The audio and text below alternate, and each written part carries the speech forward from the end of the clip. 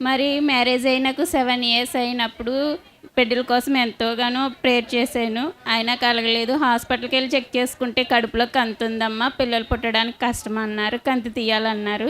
కంతి తీయించుకున్నానండి. కంతి తీయించుకున్నాక గర్భసంచి మీద కుట్లు పడ్డాయి 5.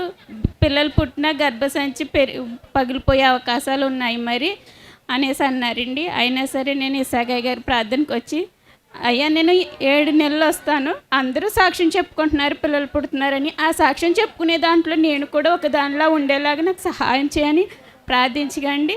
4 నెలలు నేనే పళ్ళు తీసుకుని వచ్చాను. 4వ నెల నేను మర్చిపోయాను, పళ్ళు తీసుకురాలేదు.